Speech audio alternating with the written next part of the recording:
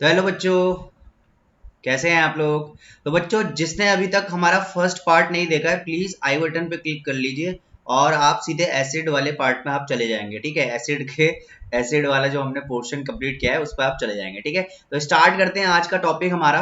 और आज का टॉपिक है हमारा बेस। ठीक है, तो सबसे पहले क्वेश्चन ये अराइज होता है कि भाई बेस होता क्या है। ठीक है, सबसे पहले बेस क्या होता है देख लेते हैं। तो यहाँ पे हमने लिख लिया है a metallic a metallic metallic hydroxide and metallic oxides are called base। ठीक है, तो यहां पे देखिए मैंने लिख लिया है।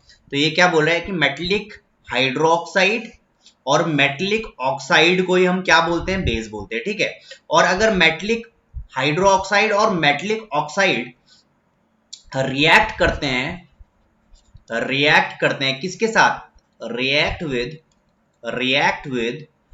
OH negative ions, OH negative hydronium ions of an acid to form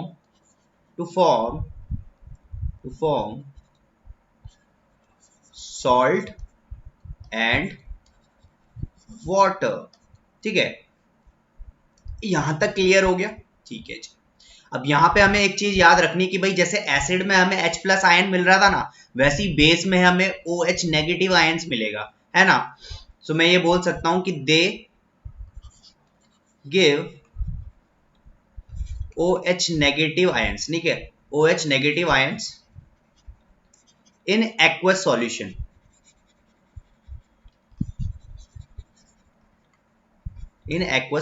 तो ठीक है बच्चों, यहां पे हमें याद रखना है कि भाई एसिड के केस में हमें मिल रहा था H प्लस आयन्स और हाइड्रोजन आयंस, एंड यहाँ पे बेस के केस में मिलेगा हमें hydronium ions, OH negative ions. Right, तो यहाँ पे देखिए हम बोल सकते हैं कि भाई यहाँ पे मैं बोल सकता हूँ कि भाई कोई भी सॉल्यूबल बेस, ठीक है, बहुत इंपॉर्टेंट है यहाँ पे, ये बहुत इंपॉर्टेंट है कि एल्कली क्या होता है भाई, कोई भी सॉल्यूबल बेस। ठीक है, यहाँ पे याद रखना सॉल्यूबल, कोई भी सॉल्यूबल बेस क्या होता है हमारा, कोई भी सॉल्यूबल बेस होगा वो हमारा क्या होता है, एल्कलाई होता है। ठीक है, एल्कलाई। ठीक है, बहुत इंपॉर्टेंट बात है ये कि कोई भी सॉल्यूबल बेस होगा हमारा वो क्या होगा, हमारा एल्कलाई कहलाया जाएगा। ठीक है ना, यहां तक हमारा क्लियर है। आगे बढ़ते हैं हम।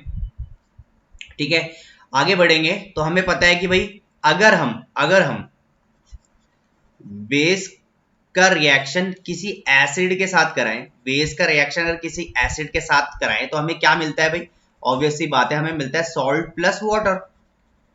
और ये हमारा क्या था, हमें पता था, एसिड में हमने पढ़ा था क्या था, ये न्यूट्रलाइजेशन रिएक्शन। ठीक है ना। ठीक है, तो यहाँ पे देखिए अगर बेस के साथ किसी भी एसिड का रिएक्शन कराऊंगा तो उसमें मुझे सॉल्ट और वाटर मिलने वाला है। ठीक है, सिंपल सी बात है। तो बेस में कोई भी बेस ले लो, यहाँ पे जैसे CuO ले लेता हूँ। ठीक है, देखो मेटल ऑक्साइड लिया, देखो कॉपर और ऑक्सीजन, तो कॉपर ऑक्साइड। ठीक है ना। ठीक है, तो यहाँ पे देखिए कोई भी मेटल लेना है आपने, ठीक है, और उसके साथ एक ऑक्साइड लेना है। ठीक है, तो अगर मैं कॉपर ऑक्साइड का रिएक्शन किसी भी एसिड के साथ कराऊं, जैसे कि HCl हाइड्रोक्लोरिक एसिड के साथ कराऊं, तो मुझे क्या मिलने वाला है, ऑब्वियस सी बात है, एक सॉल्ट मिलेगा CuCl2 प्लस वाटर पहले ही निकाल दो। ठीक है, वाटर पहले ही निकाल दोगे तो यहाँ पे मुझे बैलेंस करना पड़ेगा। ठीक है ना, यहाँ तक क्लियर है। ठीक है, तो ये तो हम लोगों ने पढ़ लिया था। ठीक है, ये हमारा एल्कली का हमारा बेस आप हम पढ़ने वाले। ठीक है, तो हमें सिंपल सी बात यहाँ पे क्या है कि भाई बेस कैसे बनता है, भाई आपको पता है कि भाई मेटलिक हाइड्रोक्साइड और मेटलिक ऑक्साइड ही हमारे क्या होते हैं, बेस होते हैं। ठीक है ना, सिंपल सी बात है। तो आगे बढ़ते हैं। तो बच्चों अब जो हमारा नेक्स्ट टॉपिक है वो है एल्कलाई। ठीक है, तो मैं यहाँ लिख लेता हूँ एल्कलीज। ठीक है, यहाँ पे एल्कली मतलब क्या होता है बच्चों, मैं बता दूं आपको। तो पहले डेफिनेशन लिख लेते हैं, लिखिए an alkali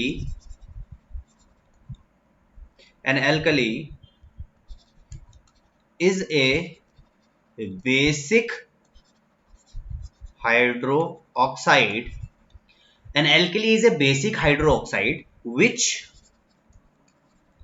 when dissolved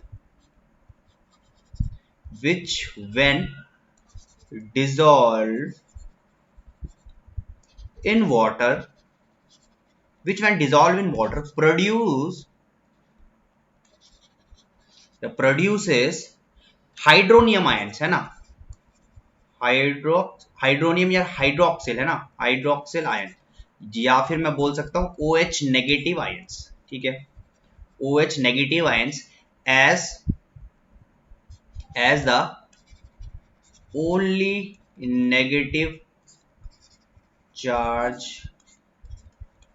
ions, ठीक है ना। यहां तक आपको क्लियर है कि भाई एल्कली क्या होता है, सिंपल सी बात क्या है भाई, एल्कली होता क्या है, एल्कली क्या है, एक बेसिक हाइड्रो ऑक्साइड है, ठीक है, एक बेसिक हाइड्रो ऑक्साइड है, जब वो डिसॉल्व करता है पानी के साथ तो भाई हमें OH नेगेटिव आयंस देता है, सिंपल सी बात, ठीक है ना। और अभी हमने अभी इससे प्रीवियस में अभी हमने क्या पढ़ा था भाई, क्या होता है कि भाई एक एल्कली जो भी है भाई, एल्कली जो होता है ये क्या होता है, is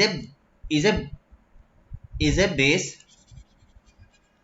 base soluble in water, है ना, is a base soluble in water, ऐसा बेस जो कि पानी में घुल जाए, उसी को मैं क्या बोलूंगा भाई, एल्कली, सिंपल सी बात है।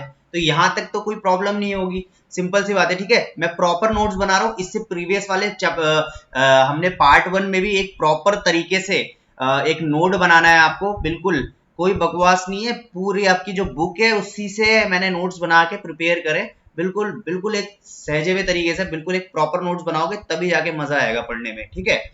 आगे बढ़ते हैं हम, तो यहाँ पे एग्जांपल ले लेते हैं, जैसे कि NaOH मैंने लिया, ठीक है, NaOH, और देखिए अगर मैं इसको ब्रेक करता हूं तो यहाँ पे मुझे मिलेगा Na प्लस और OH नेगेटिव, यहाँ पे ये देखिए OH नेगेटिव हमारे क्या आ गया, इसमें हमेशा इन्वॉल्व होता है, राइट। तो कुछ कॉमन सॉल्युबल बेस देख लेते हैं, कॉमन सॉल्युबल बेस देख लेते हैं। तो कॉमन सॉल्युबल बेस बच्चों आपको पता है कौन कौन से हैं, बहुत सारे हैं, तो कुछ कॉमन लिख लेते हैं जो बहुत यूज होते हैं, जैसे NaOH, ठीक है, NaOH हो गया हमारा सोडियम हाइड्रोक्साइड, ठीक है। फिर आते हैं हमारे KOH, ठीक है, फिर आता है हमारा NH4OH, ठीक है, KOH हमारा क्या होगा, potassium hydroxide, potassium hydro oxide, और NH4OH वो क्या होता है हमारा, एमोनियम हाइड्रोक्साइड,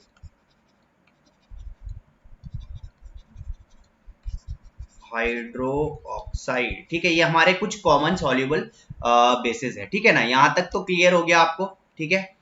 आगे बढ़ते हैं, ठीक है भाई। तो यहाँ पे कुछ एक इंपॉर्टेंट बात है जो नोट करने वाली बात है, ठीक है, ये नोट करने वाली बात है बच्चों, बहुत इंपॉर्टेंट है, यहाँ पे आप नोट कर लीजिए, स्टार बना रहा हूं मैं, नोट लिख दीजिए। और एक नोट करने वाली बात यह है कि सारे एल्कली क्या होते हैं, बेस होते हैं, ठीक है, कि ऑल एल्कली आर बेस, सारे एल्कली बेस होते हैं, बट हर बेस एल्कली नहीं होता, बट ऑल बेसिस या all base are not alkali, ठीक है ना, सिंपल है। तो ये आपको पॉइंट याद रखना है, ठीक है। यहां पर इसका एग्जांपल ले लेते हैं हम, फेरिक हाइड्रो ऑक्साइड, ठीक है, FeOH होल थ्राइस, ठीक है, यहाँ पे याद रखनी है, ठीक है, फेरिक ऑक्साइड क्या है, यहाँ पे इसका एक एग्जांपल याद रखना है हमें, ठीक है ना, कि भाई हर एल्कली बेस होता है पर हर बेस एल्कली नहीं होता। तो यहाँ पे देखो फेरिक ऑक्साइड हमारा बेस है पर वो एल्कली नहीं है, ठीक है ना। तो यहाँ तक आपको क्लियर हो गया होगा, ठीक है, यहाँ तक हमारा क्लियर है। आगे बढ़ते हैं हम, तो हमारा जो नेक्स्ट टॉपिक है वो है क्लासिफिकेशन ऑफ बेसिस, ठीक है। तो बेस को कैसे क्लासिफाई करा गया, तो मैं यहाँ पे लिख लेता हूँ, क्लासिफिकेशन ऑफ बेसिस। तो बेस को दो भाग में, 2 पार्ट्स में क्लासिफाइड किया गया, ठीक है। पहला क्या है, स्ट्रेंथ ऑफ बेस, और दूसरा हमारा बेसिसिटी ऑफ बेसिसिटी, ठीक है। ऑफ, ठीक है, बेसिसिटी ऑफ बेस, ठीक है, बेसिसिटी ऑफ बेस, और मैं ये बोल सकता हूँ बेसिक ऑफ देयर एसिडिटी, ठीक है, या फिर मैं बोल सकता हूँ और बेसिस ऑफ देयर एसिडिटी, ठीक है। यहाँ पे ये बहुत इंपॉर्टेंट है, बेसिस ऑफ देयर एसिडिटी लिख लीजिए, उनके एसिडिटी के बेस पे, या फिर हम बोल सकते हैं स्ट्रेंथ ऑफ बेस, इसकी स्ट्रेंथ बेस की स्ट्रेंथ पे हमने इसको क्लासिफाइड किया गया, ठीक है। तो सबसे पहले टॉपिक में आते हैं इसकी स्ट्रेंथ में, ठीक है ना। तो ये आप प्रॉपर नोट्स बनाते रहना, ठीक है ना। ओके चलो भाई आगे बढ़ते हैं। तो यहाँ पे सबसे पहला है इसकी स्ट्रेंथ, स्ट्रेंथ ऑफ बेस, ठीक है। तो सबसे पहले स्ट्रेंथ ऑफ बेस पे आता है हमारा स्ट्रॉन्ग बेस, क्या बात है, मजबूत है ना, स्ट्रॉन्ग बेस की अगर मैं बात करूं तो सबसे पहले स्ट्रॉन्ग बेस क्या होता है, ठीक है। यहां पे मैं लिख लेता हूं, आप डेफिनेशन लिख लो इसकी कि स्ट्रॉन्ग बेस क्या होता है, the base which almost completely, PLETTELY completely, देखो base which almost completely ionised, ठीक है, आयोनाइज्ड in their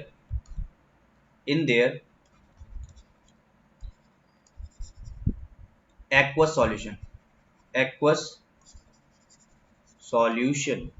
ठीक है। a base which almost completely ionized in their aqueous solution are called strong base, ठीक है ना भाई, सिंपल है ये बात। तो स्ट्रॉन्ग बेस जो कि कंप्लीटली आयोनाइज, और आप लोगों को पता होगा कि कंप्लीटली आयोनाइज क्या होता है ना, ठीक है, कि भाई किसी भी उस बेस पे कोई भी इलेक्ट्रॉन लेफ्ट ना हो, नो इलेक्ट्रॉन लेफ्ट, ठीक है, कि भाई कोई भी पानी होता है उसमें कितने सारे आयंस होते हैं, हर चीज होती है, तो वो सारे के सारे खत्म हो जाते हैं, बिल्कुल कुछ बचता नहीं है, तो उसको बोलते हैं बिल्कुल कंप्लीटली आयोनाइज हो जाना, ठीक है ना। तो स्ट्रॉन्ग बेस क्या होगा, base which almost completely ionise in their aqueous solution, उसी को हम क्या बोलेंगे, स्ट्रॉन्ग बेस, ठीक है। कुछ एग्जांपल देख लेते हैं इसके, तो इसके स्ट्रॉन्ग बेस के एग्जांपल देखते हैं, लिख लेता हूं मैं, NaOH लिख लो आप भी, NaOH और हमारा KOH, ठीक है ना, यहाँ पे हम लिख लेते हैं, ठीक है, सिंपल है, NaOH और KOH। तो देखो ये देखो NaOH और KOH, ठीक है। तो यहाँ पे हमने यहाँ पे एग्जांपल्स लिख लिए। अब आते हैं हम हमारे नेक्स्ट टॉपिक पे जो कि है ए वीक बेस, ठीक है। तो स्ट्रेंथ दो में डिवाइड हुएगी, एक स्ट्रॉन्ग बेस और एक वीक बेस, ठीक है। एक वीक बेस, वीक कमजोर है बेचारा ना ये, पर इतना भी कमजोर मत समझो इसको, ये भी बहुत ताकतवर है एक तरीके से। तो वीक बेस पे आते हैं भाई, क्या है इसकी definition, the base which incompletely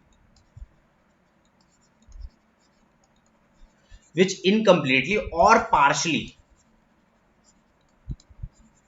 incompletely or partially ionized,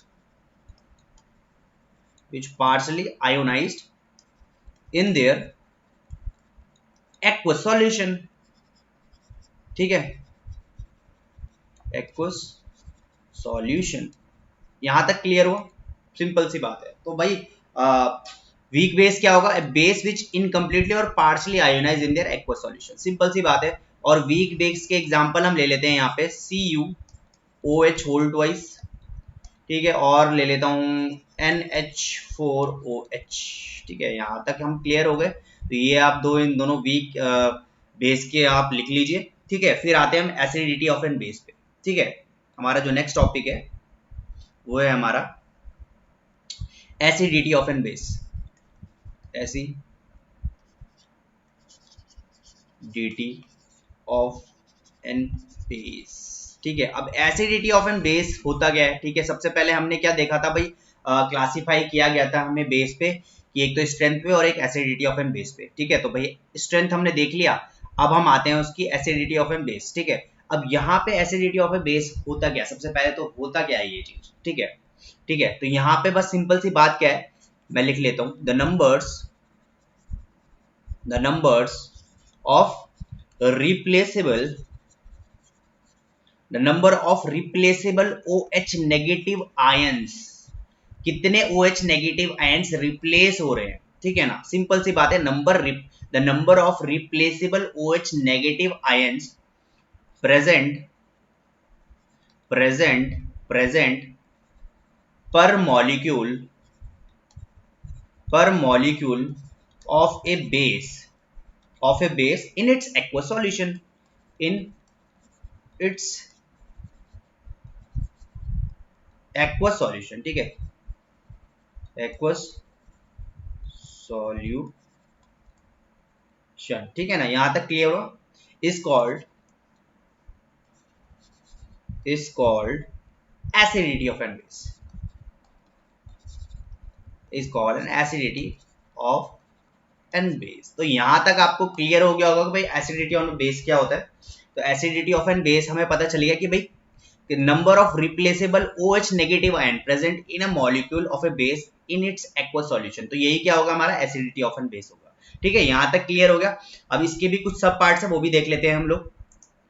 तो देखते हैं हम, अच्छा इसके पार्ट देखने से पहले हम कुछ नोट कर लेते हैं, यहाँ पे नोट कर लीजिए, बहुत इंपॉर्टेंट है, ठीक है, रेड पेन से नोट मैं लिख लेता हूं यहाँ पे, कि एक नोट है बहुत इंपॉर्टेंट है, यहाँ पे देखिए, लिखो इसको, in case of water insoluble base of acidity is equal to the number of OH negative ions present per molecules of a base, ठीक है। तो ये इंपॉर्टेंट है हमारा नोट कि भाई इन केस ऑफ वाटर, यहाँ पे क्या कह रहा है, in case of water insoluble base. तो अगर ऐसा होगा कि भाई इनसॉल्युबल बेस होगा, तो insoluble base of an acidity क्या होगा, is equal to the number of OH negative ion present in the molecule. अगर कोई भी वाटर इनसॉल्युबल बेस होगा ऑफ एन एसिडिटी, तो वो किसके बराबर होगा, number of OH negative ion present in the molecule. तो यहां तक क्लियर हो गया होगा। अब आते हैं हम हमारे सब पार्ट्स में इसके, जो है हमारा mono acid base, di acid base और ट्राई एसिड बेसिस। तो हमारा अब आते हैं मोनो एसिड बेस पे। तो इसके भी सब पार्ट्स है। तो पहला है हमारा, जैसे हमारा बेस पे, जैसे हमारा एसिड पे था ना, वैसे ही बेस पे है, ठीक है, तो बिल्कुल घबराना नहीं। तो फर्स्ट है हमारा मोनो एसिडिक बेस। तो जो हमारा फर्स्ट है वो है हमारा मोनो एसिडिक बेस। अब ये होता क्या है, सिंपल सी बात है, the base which contain one only लिख देता हूं, ओनली, केवल एक, only one OH negative ions, ठीक है, OH negative ions per molecule of a base. Simple सी बात है, ठीक है ना। तो मोनो एसिडिक बेस क्या होता है कि भाई ऐसा बेस जिसमें सिर्फ एक ही OH नेगेटिव आयन कंटेन करता है वो, ठीक है, उस बेस पे, तो उसको क्या बोला जाएगा भाई, मोनो एसिडिक बेस बोला जाएगा। एग्जांपल ले लेते हैं बच्चों, बिना एग्जांपल के तो काम बनता नहीं है। NaOH को अगर मैं ब्रेक करता हूं तो यहाँ पे क्या हो जाएगा, Na पॉजिटिव और OH नेगेटिव, राइट। तो यहाँ पे देखिए हमारा एक ही OH नेगेटिव है, एक ही OH हमारा है ना। तो यहाँ पे ये क्या होगा, मोनो एसिडिक बेस होगा। एक और ले लेता हूँ, KOH ले लेता हूँ, क्या बात है। तो यहाँ पे K पॉजिटिव आ गया और OH नेगेटिव आ गया। तो देखो यहाँ पे भी मुझे पे एक ही मोनो एसिडिक बेस मिला। तो यहाँ पर काफी इजी हो जाएगा हमारा। तो मोनो एसिडिक क्लियर हो गया होगा, जिसपे एक ही OH नेगेटिव आयंस प्रेजेंट रहता है, ठीक है ना, कंटेन रहता है जिसपे। आते हैं हम हमारा नेक्स्ट वाले पार्ट पे, इसी का मोनो एसिडिक है। अब आते हैं हम दूसरे वाले पे, इसी का भाई जो है हमारा डाई एसिडिक बेस। तो डाई एसिडिक बेस में आपको पता है डाई मतलब दो, तो ऐसा base, the base which contain which contain, ठीक है, 2 OH नेगेटिव आयंस, ठीक है, OH नेगेटिव आयंस पर मोल या पर मॉलिक्यूल, मॉलिक्यूल पर मॉलिक्यूल ऑफ ए बेस, ठीक है ना, सिंपल है ना। तो जिसमें 2 OH नेगेटिव कंटेन रहेंगे पर मॉलिक्यूल ऑफ ए बेस, तो वो हमारा क्या होगा, डाई एसिडिक बेस, राइट। तो इसका भी एक एग्जांपल ले लेते हैं, मस्त वाला, बिल्कुल मजेदार है ना। एग्जांपल लेते हैं, तो मैं यहाँ पे लिखता हूँ CaOH होल ट्वाइस। अब अगर मैं इसको ब्रेक करूं या फिर मैं हीट दूं इसको, तो ये ब्रेक हो जाएगा Ca2 पॉजिटिव प्लस यहाँ पे 2OH नेगेटिव। देखो यहाँ पे इस पे कितने हैं भाई, पे इस पे 2 है, तो ये हमारा एग्जांपल हो गया। एक और लेते हैं MgOH होल ट्वाइस लेता हूँ, इसको भी अगर मैं हीट करता हूँ तो ये भी ब्रेकअप हो जाएगा 2 पे, तो देखो ये हो जाएगा Mg, ठीक है, Mg2 पॉजिटिव यहाँ पे हट गया, और यहाँ पे मेरे पे OH नेगेटिव कितने आ गए, 2 आ गए। तो देखिए यहाँ पे मेरे पे 2 OH नेगेटिव है, तो ये मेरा क्या हो गया, डाई एसिडिक बेस का एग्जाम्पल हो गया। तो क्लियर है यहाँ तक ना, ठीक है। तो अब आते हैं हमारे, मोनो हो गया, डाई हो गया, अब हमारा तीसरा भाई जो कि है ट्राई, ट्राई एसिडिक बेस, ठीक है ना। तो ये हमारा तीसरा भाई आ गया, जो है हमारा ट्राई एसिडिक बेस। और आप लोगों को पता चल गया होगा कि base which contain, the base which contain कितने भाई, कितने कितने भाई, 3 THRE 3 OH नेगेटिव आयंस, ठीक है, ये आप लिख लेना 3 OH negative ion, OH negative ions, negative ions per molecule of a base, यहाँ पे आप लिख लेना। तो मैं इसका एग्जांपल दे देता हूँ यहाँ पे, और जल्दी जल्दी इस टॉपिक को खत्म करते हैं। तो ये हो जाएगा हमारा FeOH होल ट्वाइस, तो ये हो जाएगा मेरे पे Fe3 पॉजिटिव, और यहाँ पे हो जाएगा मेरे पे 3OH नेगेटिव, ठीक है ना। तो यहां तक हमारा क्लियर हो गया। आगे बढ़ते हैं हमारे नेक्स्ट टॉपिक पे। तो बच्चों हमारे नेक्स्ट टॉपिक पे आते हैं। तो हमारा जो नेक्स्ट टॉपिक है वो है हमारा प्रिपरेशन ऑफ बेस। भाई बेस कैसे प्रिपेयर होता है ना, कैसे हमारा बेस बनता है, तो देखते हैं भाई, क्या बात है। पहला हमारा पॉइंट है, कब बनता है, जब मैं मेटल को ऑक्सीजन के साथ रिएक्ट कराऊं। तो लिख लो यहाँ पे पहला point, metal preparation of base, जब मेटल रिएक्ट करता है ऑक्सीजन के साथ, तो मेटल रिएक्ट विद ऑक्सीजन, यहाँ पे लिख लो मेटल रिएक्ट्स विद ऑक्सीजन। तो सबसे पहला पॉइंट क्या है कि जब मेटल रिएक्ट करता है ऑक्सीजन के साथ, तब हमारा क्या मिलता है, बेस मिलता है। तो मैं यहां लिख लेता हूं metal plus oxygen gives base. तो ये बहुत ज्यादा इंपॉर्टेंट है, जो ये पॉइंट है ये बताता हूं मैं, इसको प्रॉपर नोट्स बनाना है आपको, ठीक है।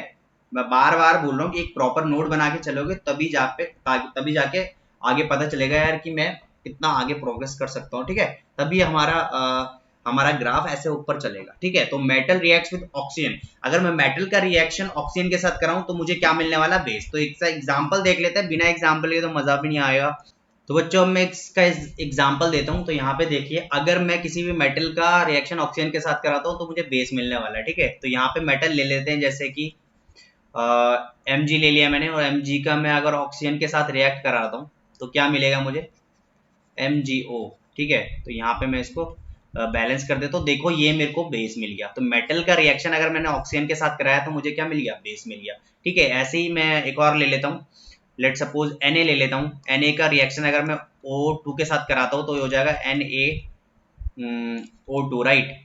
तो ये हो जाएगा, मैं इसको बैलेंस कर लेता हूँ, तो ये हो जाएगा हमारा 4 ले लेता हूँ, तो ये हो जाएगा 2। ये देखिए ये भी हमारा क्या बन गया, बेस बन गया।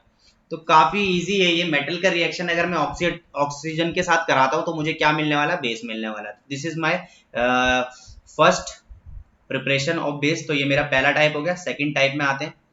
सेकंड टाइप में क्या करें हम, क्या करूं मैं, अगर मैं मेटल का रिएक्शन अगर वाटर के साथ करूं, ठीक है, अगर मैं मेटल का रिएक्शन वाटर के साथ करूं तो मुझे क्या मिलेगा, लिखते हैं। तो यहाँ पे लिखो रिएक्ट या रिएक्शन, या मैं बोल सकता हूं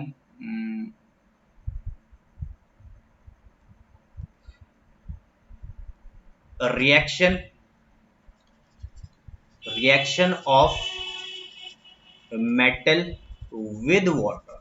ठीक है, वाटर के साथ जब मैं मेटल का रिएक्ट कराऊं, मेटल का रिएक्शन अगर मैं वाटर के साथ कराऊं तो मुझे क्या मिलेगा, तो देखते हैं यहाँ पे। तो मैं यहाँ लिख लेता हूं मेटल का रिएक्शन अगर मैं किसके साथ कराऊं, वाटर के साथ कराऊं, तो मुझे क्या मिलने वाला है मेरे प्यारे बच्चों, मुझे मिलेगा बेस प्लस एक हाइड्रोजन गैस लिबरेट हो जाएगी। ठीक है ना, तो ये बहुत इंपॉर्टेंट है। What happened when we react metal with water, है ना। तो मेटल का रिएक्शन अगर मैं वाटर के साथ कराऊं तो मुझे क्या मिलता है, बेस मिलता है। ठीक है, तो ये ऐसे भी हम बेस को ढूंढ सकते हैं। तो यहाँ पे मेटल ले लेते हैं, जैसे कि Na का रिएक्ट अगर मैं वाटर के साथ कराऊं H2O, ठीक है, तो यहाँ पे मैं इसको गिव्स बेस। पहले तो हाइड्रोजन निकाल दो, सबसे पहले हाइड्रोजन तो निकल ही गई, हाइड्रोजन यहाँ से 2 निकल गई, तो यहाँ पे क्या बच गया मेरे पे, यहाँ पे बच गया NaOH। हाँ तो ठीक है, NaOH मुझे बेस मिल गया। ठीक है, तो मुझे यहाँ पे बैलेंस करना पड़ेगा, यहाँ पे भी 2, यहाँ पे भी 2 और यहाँ पे भी 2। ठीक है, तो ये बैलेंस हो गया। देखिए मेटल का रिएक्शन जब मैंने वाटर के साथ किया तो मुझे बेस मिला NaOH और हाइड्रोजन गैस लिबरेट हो गई। सिंपल सी बात है, काफी इजी है ये भी, है ना। इसका एक और एग्जांपल देख लेते हैं तो जाके हमें थोड़ा सा कॉन्फिडेंस आ जाएगा। जैसे कि Ca का रिएक्शन अगर मैं वाटर के साथ कराऊं तो मुझे क्या मिलेगा, सबसे पहले तो हाइड्रोजन गैस को छूमंतर कर दो, हाइड्रोजन गैस गई और मुझ पे क्या मिल गया, सॉल्ट मिल गया, वो हो गया CaOH होल ट्वाइस।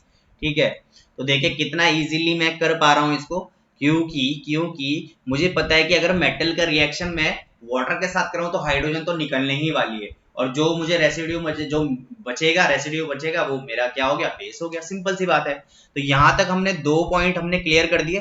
पहला पॉइंट क्या था कि मेटल का रिएक्शन अगर मैं ऑक्सीजन के साथ कराऊं तो बेस मिलता है।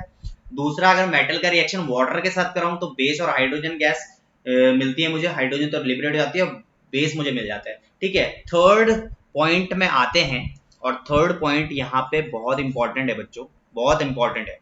रिएक्शन लिखो, reaction of metal oxide with water. क्या बात है कि मेटल ऑक्साइड का रिएक्शन अगर मैं वाटर के साथ कराऊं ना तब भी मुझे बेस मिलने वाला है। तो यहां पे मैं लिख लेता हूं मेटल ऑक्साइड का रिएक्शन अगर मैं वाटर के साथ कराऊं तो मुझे क्या मिलने वाला है, बेस। ये भी आप लिखा करो, ठीक है, ये थोड़ा सा अच्छा सा मतलब एक नोट बनाने में मदद मिलता है कि अगर मैं मेटल ऑक्साइड को वाटर के साथ तो बेस मिल रहा है, तो काफी अच्छे से आप इसको बना सकते हो। नोट्स एक प्रॉपर बनाओगे तो मजा भी आएगा पढ़ने में, है ना। तो यहाँ पे एग्जाम्पल ले लेते हैं, मेटल ऑक्साइड जैसे कि Na2O, मेटल ऑक्साइड मैंने ले लिया और वाटर ले लिया H2O, और इसको मैंने रिएक्ट कराया तो बेस मिल गया मुझे NaOH। बैलेंस कर देता हूँ 2। देखो कितना इजी हो गया। एक और ले लेता हूँ K2O का अगर मैं H2O के साथ रिएक्ट कराऊं तो क्या मिलने वाला, देखो KOH, फिर यहाँ पे बैलेंस कर दूंगा तो ये मेरे को आसानी से मिल गया। तो देखो मेटल ऑक्साइड का रिएक्शन अगर मैं वाटर के साथ कराता हूँ तो सिंपली मुझे क्या मिलने वाला, बेस मिलने वाला है। तो देखो यहां तक कितना क्लियर हो गया हमारा, है ना। आगे बढ़ते हैं, हमारा जो फोर्थ पार्ट है सीधे उस पे चलते हैं। ठीक है, फोर्थ पार्ट क्या है कि अगर मैं मेटल सल्फाइड का रिएक्शन ऑक्सीजन के साथ करा दूं, ठीक है, यहाँ पे लिख लेते हैं metal sulphide react with oxygen. तो मेटल सल्फाइड का रिएक्शन अगर मैं ऑक्सीजन के साथ करा दूं तो क्या मिलने वाला है बच्चों मुझे, क्या बात है, देख लेते हैं भाई। तो मेटल सल्फाइड का रिएक्शन अगर मैं किसके साथ करा दूं, ऑक्सीजन के साथ करा दूं तो मुझे क्या मिलने वाला है, देखो बहुत इंपॉर्टेंट है। मेटल सल्फाइड का रिएक्शन अगर मैं ऑक्सीजन के साथ कराऊं तो मुझे मिलने वाला है metallic oxide plus plus metallic oxide plus sulphur dioxide, sulphur dioxide. और हमने स्टार्टिंग में ही पढ़ा है कि भाई हमारा मेटेलिक ऑक्साइड क्या होता है, सॉल्ट, और sorry base, sorry base base base, my mistake, I apologise. ठीक है, तो यहाँ पे क्या होगा, बेस, मेटेलिक ऑक्साइड क्या हमारा बेस, सिंपल सी बात है। तो देखो मेटल ऑक्साइड का मेटल सल्फाइड का रिएक्शन जब मैं ऑक्सीजन के साथ करा दूं तो मुझे क्या मिलने वाला है, मुझे मिलने वाला है मेटेलिक ऑक्साइड, या फिर मैं उसको बेस भी बोल सकता हूँ, base plus sulphur dioxide, simple सी बात है, राइट। तो यहाँ पे देखो एक एग्जांपल कर लेते हैं इसका, तब तक आप इसको नोट कर लो। तो मेटल सल्फाइड मतलब एक मेटल ले लिया Zn जिंक और एक सल्फाइड ले लिया सल्फर, ठीक है, क्या बात है, और ऑक्सीजन का रिएक्शन करा दिया। तो हमें मुझे क्या मिल रहा है, सबसे पहले तो सल्फर डाइऑक्साइड निकाल दो, ठीक है। अब बचा क्या, SO2, तो यहाँ पे बचा, अब देखो यहाँ पे तो मुझे क्या चाहिए था, अब देखो इसलिए मुझे अब मुझे बैलेंस करना पड़ेगा। तो SO2 तो यहाँ से निकल गई, तो सबसे पहले मुझे यहाँ भी 2 लगाना पड़ेगा, यहाँ पे मुझे ऐसा कुछ करना पड़ेगा, ठीक है, देखते हैं, एक सेकेंड रुको। SO2 मैंने निकाल दी है, तो ये हो जाएगा 2ZnO, O3 6, हाँ ठीक है। तो मैं यहाँ पे 3 लगा देता हूँ, यहाँ पे मुझे 2 लगाना पड़ेगा और 2ZnO हो जाएगा, क्या बात है, बिल्कुल सही बात है। तो आपको अगर बैलेंसिंग नहीं आती तो, अब बैलेंसिंग नहीं आ रही तो कोई बात नहीं, अब मैं आई बटन पे दे रहा हूँ लिंक, देख लेना यार प्लीज वहां से, ठीक है ना, वहां से देख लेना, आई बटन पे क्लिक लिंक है तो वहां पे प्लीज देख लेना, अच्छे से आपको पता चल जाएगा, ठीक है, ठीक है जी। ओके, आगे बढ़ते हैं, एक और ले लेते हैं एग्जाम्पल, ठीक है, एक और एग्जाम्पल मैं ले रहा हूँ। तो यहाँ पे लिख लेता हूँ, let suppose PbS plus 3O2 gives 2PbO plus 2SO2, ठीक है ना, यहाँ से SO2 निकल गई, इसको मैं बैलेंस कर लेता हूँ, यहाँ पे हो जाएगा 2, ठीक है। तो ये हमारी सेकेंड इक्वेशन है, ये भी आप लिख लीजिए। दोनों मैंने बता दिया कि metal sulphide react with oxygen, क्या मिलता है मुझे मिलता है सॉल्ट प्लस सल्फर डाइऑक्साइड हमारी निकल जाती है। तो ये हमारा 4th पॉइंट हो गया। अब आते हैं हम हमारे नेक्स्ट टॉपिक पे, तब आते हैं हमारे अब 5th पॉइंट पे। तो 5th पॉइंट क्या है जी, देखते हैं। सबसे पहले मैं 5th पॉइंट लिख लेता हूं यहाँ पे, thermal decomposition, thermal decomposition of metallic carbonate, metallic carbonate. Decomposition क्या होता है, टूटना, बिखरना, ठीक है। डिकम्पोजिशन एक एक एक हमारा कोई भी सॉल्ट रहेगा वो टूट के बिखर जाएगा, ठीक है। Thermal decomposition of A metallic carbonate. तो यहाँ पे अगर मैं एग्जांपल लूं ZnCO3 का, और यहाँ पे इसको हीट कर दूं और इसको डिकम्पोज कर दूं, तोड़ दूं, बिखर दूं, तो यहाँ पे मुझे क्या मिलने वाला, ZnO प्लस CO2, राइट। तो CO2 हमारी निकल जाएगी और मुझे क्या मिला यहाँ पे, देखो सॉल्ट मिल गया, ठीक है ना। तो यहाँ पे बड़ा इजी टॉपिक है ये कि thermal decomposition of metallic carbonate. कोई भी मेटेलिक कार्बोनेट लो, कार्बोनेट मतलब CO3 हमारा है ना, कार्बोनेट क्या है हमारा, CO3। कोई भी मेटल के साथ कोई कार्बोनेट ले लो और उसको डिकम्पोज कर दो, तो मुझे यहाँ पे सॉल्ट जरूर मिलने वाला है, और कार्बन डाइऑक्साइड तो निकलेगी, ऑब्वियस सी बात है, ठीक है ना। तो सिंपल सी बात है, यहाँ पे एक और कार्बोनेट लो, तो मैं ले लेता हूँ PbCO3। PbCO3 को मैंने अगर डिकम्पोज किया तो मुझे क्या मिलने वाला है, सिंपल सी बात है, PbO प्लस CO2, ठीक है, CO2 यहां से मेरी लिबरेट हो। तो सिंपल सी बात है, ये देखो PbO, ये भी मेरा क्या है, सॉल्ट है। तो ये ऐसे मैं सॉल्ट प्रिपेयर कर सकता हूं, ठीक है, by decomposition of metallic carbonate. तो ये हमारा 5th पॉइंट था। अब आते हैं हमारे 6th पॉइंट पे, और यहाँ पे देखते हैं, तो लिख लीजिए एक और point, thermal decomposition, thermal decomposition of metallic nitrate, ठीक है। मेटेलिक नाइट्रेट का थर्मल डिकम्पोजिशन अगर मैं करूं, तो यहाँ पे देखिए मेटेलिक नाइट्रेट, तो मेटल एक मेटल ले लेता हूं Zn, और नाइट्रेट NO3, ठीक है, नाइट्रेट NO3, ठीक है, मेटेलिक नाइट्रेट, ठीक है। मेटेलिक नाइट्रेट का अगर मैं यहाँ पे डिकम्पोजिशन कर दूं तो मुझे क्या मिलने वाला, ZnO plus NO2 plus oxygen. ठीक है, यहाँ पे मुझे इसको बैलेंस करना पड़ेगा, तो यहाँ पे मैं इसको कर लेता हूँ बैलेंस 2 4, राइट, ठीक है, बिल्कुल सही। ये हमारा एग्जाम्पल हो गया। तो कोई भी मेटलिक नाइट्रेट को आप अगर तोड़ दोगे तो ये ऐसे बिखर जाएगा और मुझे यहाँ पे सॉल्ट मिल जाएगा। ठीक है, तो मेटलिक नाइट्रेट का अगर डिकम्पोजिशन करूँ तो मुझे तब भी सॉल्ट मिलता है। ठीक है, तो यहाँ पे मैं एक और ले लेता हूँ, ये मैंने एग्जाम्पल्स ले लेता हूँ। तो CuNO3 ओल ट्वाइस को अगर मैं बिखर दूं, डिकम्पोज कर दूं, तो ये हो जाएगा 2CuO plus 4NO2 plus O2। ठीक है, O2 ऑक्सीजन निकल गए यहाँ से। ऑब्वियस ही बात है, अगर मैं डिकम्पोज करता हूँ मेटलिक नाइट्रेट को तो ऑक्सीजन निकलेगी। ठीक है, तो ये हमारा पॉइंट था। ठीक है, thermal decomposition of metallic nitrate. ठीक है, यहां तक हमारा क्लियर हो चुका है। अब हम आते हैं हमारी फिजिकल प्रॉपर्टीज पे। ठीक है, आते हैं, हमारा नेक्स्ट टॉपिक है वो है हमारा फिजिकल प्रॉपर्टीज।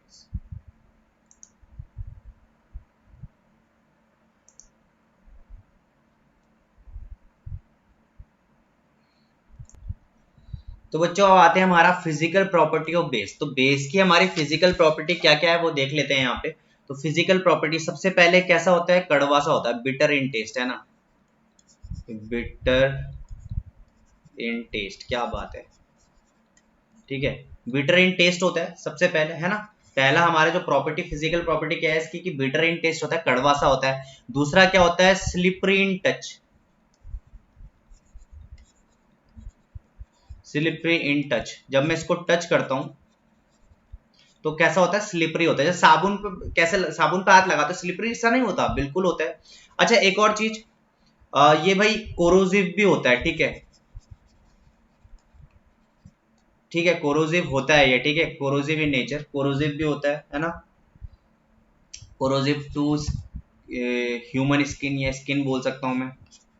ठीक है, अब भाई ऐसा है कि जो स्ट्रॉन्ग, हमारा स्ट्रॉन्ग बेस होगा, भाई ऑब्वियस सी बात है, स्ट्रॉन्ग बेस भी बहुत खतरनाक होता है, हमारे हाथ जल जुला सकता है आराम से। ठीक है, तो ये गलत फहमी मत रहना कि एसिड ही एसिड है, स्ट्रॉन्ग बेस भी बहुत ही तगड़ा होता है। ठीक है, तो यहाँ तक तो ये हमारे सिंपल से केस थे। ठीक है, अब आते हैं हमारा इस पे नेचर में कैसे कलर कैसे चेंज करता है। तो लिटमस पेपर वाली बात करते हैं हम, लिटमस पेपर। तो लिटमस पेपर कैसा होता है भाई, रेड से, यहाँ पे मैं इसको थोड़ा अच्छा सा दे देता हूँ, आपको भी अच्छा लगेगा थोड़ा, है ना। तो ये जो लिटमस पेपर होता है ये रेड से कैसे चेंज हो जाता है भाई, रेड से ये चेंज होता है कैसे, लिटमस पेपर ये रेड से कैसे चेंज हो जाएगा, ब्लू में चेंज हो जाएगा। कैसे, ब्लू में। ठीक है, तो ये याद रखना आप, तो मैं इसलिए इसको ब्लू, तो लिटमस पेपर रेड से ब्लू में चेंज हो जाता है। ठीक है, ओके, यहां तक क्लियर है। और हमारा टर्मरिक, जो हल्दी होती है, जो हमारी टर्मरिक है, जो हमारी टर्मरिक है, ठीक है ना, तो जो हमारी टर्मरिक है वो कैसा होने वाली है देख लेते हैं। तो जो टर्मरिक है हमारी, वो कैसे होते हैं, येलो से क्या हो जाएगी, वो रेड हो जाएगी। येलो से वो कैसे चेंज हो जाती है, रेड चेंज हो जाती है, बहुत इंपॉर्टेंट है।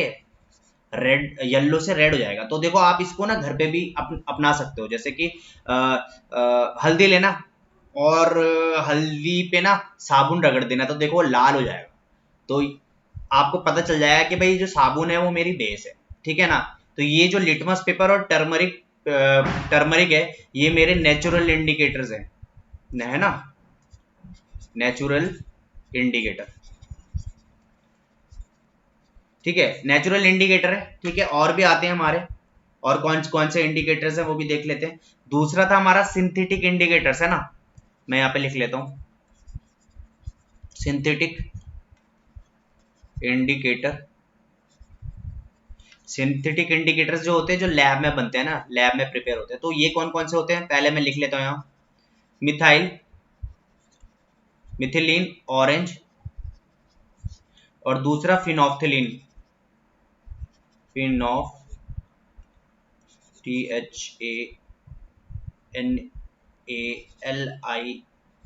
फिनोफ्थिलीन। ठीक है, तो मिथाइल ऑरेंज अगर भाई बेस में आता है मिथाइल ऑरेंज, तो कैसा हो जाने वाला है, मिथाइल ऑरेंज से ये येलो हो जाएगा। क्या हो जाएगा, येलो। ठीक है, मिथाइल ऑरेंज, ऑरेंज से येलो में चेंज हो जाएगा। और अगर फिनोफ्थिलीन में आएगा, ये फिनोफ्थिलीन अगर बेस की कांटेक्ट पे आएगा, ठीक है, तो ये कैसा हो जाएगा, वॉयलेट हो जाएगा। कैसा, वॉयलेट, ठीक है, वॉयलेट वॉयलेट वॉयलेट हो जाएगा, ठीक है।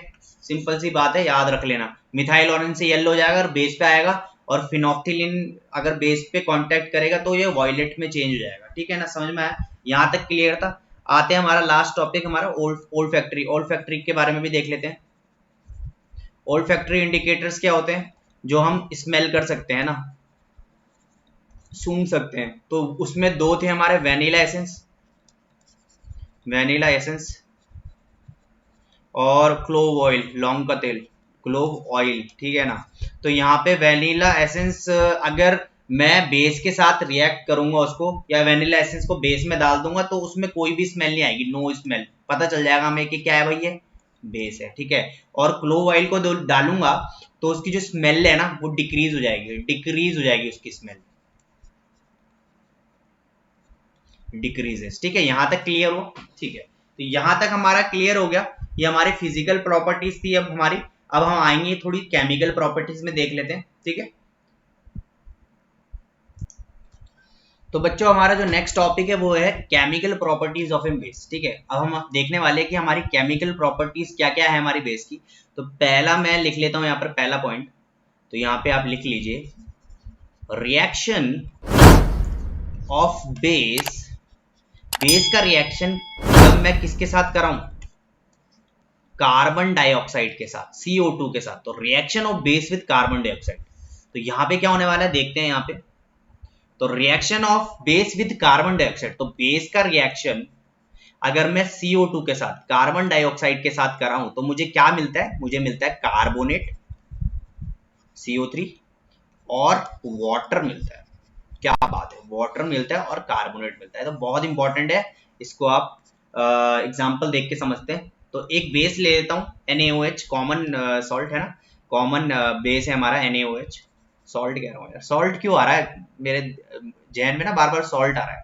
करते हैं सॉल्ट भी अच्छे से करते हैं, कोई दिक्कत नहीं। तो NaOH का रिएक्शन अगर मैं कार्बन डाइऑक्साइड के साथ कराऊं तो मुझे क्या मिलने वाला है, देखते हैं। सबसे पहले तो वाटर निकाल लो, वाटर निकल गया जी। तो देखो यहाँ पे तो एक ही H है और यहाँ पे 2 H है, इसका मतलब मुझे बैलेंस करना पड़ेगा। तो ये हो जाएगा 2, तो ये हो जाएगा मेरे पे Na2CO3। देखो एक कार्बोनेट मुझे मिल गया, वाटर मिल गया। अगर मैं बेस का रिएक्शन कार्बन डाइऑक्साइड के साथ कराऊं तो मुझे क्या मिलता है, कार्बोनेट मिलता है और एक वाटर मिलता है। तो देखो this is my example number 1, और इसको लिख लीजिए। एक और एग्जांपल करते हैं इस पे। तो नेक्स्ट में करता हूं, KOH का रिएक्शन अगर मैं किसके साथ कराऊं, कार्बन डाइऑक्साइड के साथ कराऊं, तो सबसे पहले तो पानी निकाल लो भाई। वाटर निकाल लिया मैंने, वाटर निकाल लिया, तो यहाँ पे तो एक ही, तो मुझे एक ही H है, नाइंसाफी हो गई, 2 लगाना पड़ेगा, बैलेंस करना पड़ेगा। तो ये हो जाएगा K2CO, मिटा देता हूं यहाँ पे, K2CO3 है ना, K2CO3, कार्बोनेट एक और मिल गया, वाटर मिल गया। तो देखो यहां तक क्लियर हो गया होगा कि भाई अगर मैं बेस का रिएक्शन कार्बन डाइऑक्साइड के साथ कराता हूं तो मुझे क्या मिलता है, कार्बोनेट मिलता है और एक वाटर मिलता है, ठीक है। This is my first type, ठीक है, reaction of base with carbon dioxide. हम सेकंड टाइप पे आते हैं, ठीक है, सेकंड टाइप पे आते हैं। बेस का रिएक्शन क्या, बेस का रिएक्शन में जब एसिड के साथ कराऊं, ठीक है, बेस रिएक्ट विद एसिड, और ये हमने किया हुआ भी है किस पे, एसिड के केस में हमने किया था, है ना, न्यूट्रलाइजेशन रिएक्शन। तो क्या होता है अगर बेस का रिएक्ट मैं एसिड के साथ कराऊं, बेस को मैं एसिड के साथ रिएक्ट कराऊं तो मुझे क्या मिलता है, सिंपल सी बात है, ये हमने एसिड में भी क्या है, ये हमें मिलेगा सॉल्ट प्लस वाटर मिलता है, ठीक है, सिंपल सा है। और इसी को मैं क्या बोलता हूँ, न्यूट्रलाइजेशन रिएक्शन, है ना, न्यूट्रलाइजेशन रिएक्शन भी बोलता हूँ, ठीक है। यहाँ पे इसमें हमने बहुत सारे केस कर लिए, चलो कर लेता हूँ एक केस, ठीक है, एग्जाम्पल तो देना ही है, नहीं तो बड़े चिढ़ जाते हो तुम लोग यार।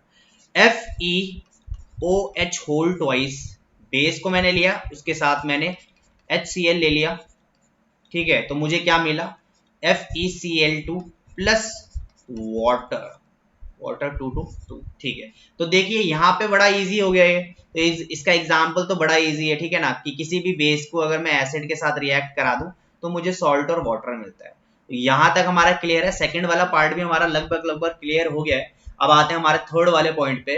अब थर्ड वाला पॉइंट क्या है बच्चों, बहुत ही इंपॉर्टेंट है, इससे क्वेश्चंस बनते हैं बार बार। स्टार है ये, तो इसको मैं एक बार स्टार लिख लेता हूँ। तो लिखो यहाँ पे रिएक्शन ऑफ मेटलिक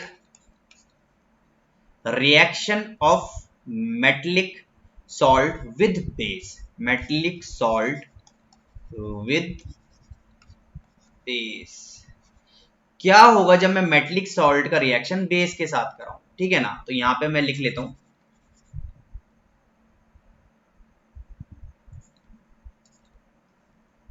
ये एल होगा ना, मेटलिक सॉल्ट का रिएक्शन जब मैं बेस के साथ कराता हूं तो मुझे क्या मिलता है बच्चों, मुझे मिलता है salt plus insoluble hydro oxide, ठीक है। यहां पे लिख लीजिए, इसको ऐसे बॉक्स के अंदर लिख लीजिएगा कि मेटल सॉल्ट का रिएक्शन जब मैं बेस के साथ कराऊं तो मुझे क्या मिलता है, सॉल्ट प्लस इनसॉल्यूबल हाइड्रोक्साइड, ठीक है। तो यहां पे मैं इसका एग्जांपल देख लेते हैं अच्छे से, एक एग्जांपल देखते हैं। तो मेटलिक सॉल्ट ZnSO4, ठीक है, का रिएक्शन अगर मैं NaOH के साथ कराऊं, NaOH के साथ कराऊं, ठीक है, सोडियम हाइड्रोक्साइड के साथ कराऊं, तो मुझे क्या मिलेगा, सॉल्ट मिलेगा Na2SO4, ठीक है, मैं 2 कर लेता हूं, plus insoluble hydroxide, insoluble hydroxide है ZnOH होल ट्वाइस, ठीक है। तो एक इनसॉल्युबल हाइड्रोक्साइड मिलेगा मुझे, इनसॉल्युबल मतलब इस डिसॉल्व नहीं होता, ठीक है, इनसॉल्युबल रहेगा ये, ठीक है। यहां तक हमारा एक एग्जांपल हो गया। एक और एग्जांपल ले लेते हैं, फिर ये टॉपिक हमारा फिनिश हो जाएगा। तो मैं ले लेता हूं मेटलिक सॉल्ट एक FeSO4, FeSO4 के साथ अगर मैं NaOH को रिएक्ट कराऊं तो मुझे क्या मिलने वाला है, एक सॉल्ट मिलने वाला है Na2SO4 प्लस एक इनसॉल्युबल हाइड्रोक्साइड, तो ये हो जाएगा FeOH होल ट्वाइस। तो यहां तक आप लोगों को क्लियर हो गया होगा मेरे बच्चों। तो काफी इजी था ये टॉपिक, ठीक है। अब आगे जो हमारा टॉपिक है यूजेस ऑफ बेस और पीएच स्केल के बारे में देखते हैं, तो उसके बारे में देखते हैं हम। तो बच्चों जो हमारा नेक्स्ट टॉपिक है वो क्या है, हमारे बेस के यूजेस, ठीक है ना। तो ये आपकी बुक से मैंने लिया है, सेलिना से, तो यहाँ पे देख लीजिए, ये बहुत ही इंपॉर्टेंट है बच्चों, क्वेश्चन हमेशा पूछते हैं इससे, ठीक है ना, कि बेस के क्या यूजेस है। तो देखो यहाँ पे देख लीजिए, सोडियम हाइड्रोक्साइड का क्या है, मैन्युफैक्चर ऑफ सोप, सोप को बनाने के लिए सोडियम हाइड्रोक्साइड का यूज होता है, ऑब्वियस सी बात है। फिर पोटेशियम हाइड्रोक्साइड कहाँ पे यूज होता है, manufacture of salts and soap and use in the battery, potassium hydroxide batteries में भी यूज होती है, ठीक है। फिर आता है स्लेग लाइम या फिर कैल्शियम हाइड्रोक्साइड, ये कहाँ पे मैन्युफैक्चर, यहाँ देखो मैन्युफैक्चर ऑफ ब्लीचिंग, ठीक है, और softening of hard water, hard water को सॉफ्ट करने के लिए ये कैल्शियम हाइड्रोक्साइड यूज होता है। फिर यहाँ पे देखिए मैग्नीशियम हाइड्रोक्साइड, ये क्या है, as an antacid to neutralise the acid. तो मैग्नीशियम हाइड्रोक्साइड क्या होता है, एंट एसिड की तरह काम करता है, जो कि न्यूट्रलाइज करता है, ठीक है। फिर आता है हमारा फिफ्थ वाला, ये है हमारा एमोनियम हाइड्रोक्साइड, ये क्या करता है, as foaming agent in the fire extinguishers, बहुत इंपॉर्टेंट है। एल्यूमिनियम हाइड्रोक्साइड ये फायर एक्सटिंग्विशर के काम आता है, ठीक है, तो ये बहुत इंपॉर्टेंट है एल्यूमिनियम हाइड्रोक्साइड, ठीक है ना। ये क्या करता है, ऑक्सीजन की सप्लाई को कट कर देता है, ऑक्सीजन की सप्लाई को ना ये कट कर देता है। अमोनियम हाइड्रोक्साइड मतलब एक बॉल जैसा होता है, एक बॉल होती है टाइप की, ठीक है, रेड रंग की बॉल होती है, और उसको फेंकते हैं, उसके अंदर एमोनियम हाइड्रोक्साइड होता है। जब वो आग में जाती है तो फटती है, बर्स्ट होती है, उससे पाउडर निकलता है और वो ऑक्सीजन का सप्लाई को कट कर देता है। ऑक्सीजन का सप्लाई कट हो गया तो ऑब्वियसली बात है आग बुझ जाती है ना। फिर ऐसी ammonium hydroxide to remove the glass, to remove the grease stains from the cloth, cloth में से जो ग्रीस व्रूज लगा हुआ रहता है कपड़ों में ना, गंदा जो निकलता नहीं है, वो निकलता है इससे, एमोनियम से, ठीक है। फिर मैग्नीज आ गया, इन मेकिंग ब्रिक्स, ब्रिक्स बनाने के काम आता है मैग्नीज, है ना, मैग्नीशिया। फिर आता है कैल्शियम ऑक्साइड, फिर कैल्शियम ऑक्साइड क्या है, ड्राइंग एजेंट है, ठीक है, ड्राइंग एजेंट है, ड्राइंग एजेंट के काम आता है, ठीक है। तो यहाँ पे ये कुछ यूजेस है हमारे बेस के। अब आते हैं हमारा नेक्स्ट टॉपिक, वो है हमारा पीएच स्केल, ठीक है। तो यहाँ पे मैंने एक फोटो ली है पीएच स्केल की, काफी अच्छी है, और यहाँ तक आपको बहुत अच्छे से समझ में आएगा। तो देखो पीएच स्केल न्यूट्रल क्या होता है, 7 में ये न्यूट्रल रहता है, ठीक है, ठीक है, 7 में ये न्यूट्रल रहता है, और जितना 7 से नीचे जितना कम कम होता रहेगा उतना एसिडिटी बढ़ती रहेगी, एसिड बढ़ती रहेगी जितना ये नीचे जाएगा, ठीक है ना। तो जैसे 6 में मिल्क की एसिडिटी है देखो, फिर 5 में है कॉफी की, 4 में है टमाटो की, 3 में है वेनेगर की, लेमन 2 में है, और हमारा स्टोमक का एसिड है जो हाइड्रोक्लोरिक एसिड है उसकी 1 की है, ठीक है, बैटरी की 0 है। तो जितना नीचे नीचे जाएगी एसिडिटी उतनी बढ़ती रहती है, और जितना हम ऊपर जाते रहेंगे तो बेसिसिटी बढ़ती रहती है। तो जो भी बेस होगा ये बढ़ता रहेगा। तो जैसे कि 8 में देखो ब्लड, हमारा जो ब्लड होता है उस वो हमारा 8 होता है, 8 रेक्ट जो हमारा पीएच स्केल है, ठीक है, उसमें 8 की यूनिट होती है, हमारे 8 की है ना ब्लड की। तो ये ऐसे देखो बेकिंग सोडा 9 होता है, ठीक है, ये नंबर्स है, ये हमारा बेसिसिटी बताते हैं, बेसिक कितने बेसिक है नेचर में, ठीक है ना। तो ये देखो फिर ये हमारा ड्राई क्लीनर, ठीक है, फिर भी ये ब्लीच हो गया, फिर यहाँ देखिए सोप का इतना हो गया। तो देखो ये क्या होता है, मतलब अगर 7 क्या होता है हमारा न्यूट्रल होता है, 7 से नीचे नीचे जाएंगे तो एसिडिटी बढ़ती रहती है, और 8 से ऊपर जाते रहते हैं तो क्या बेसिसिटी बढ़ती है।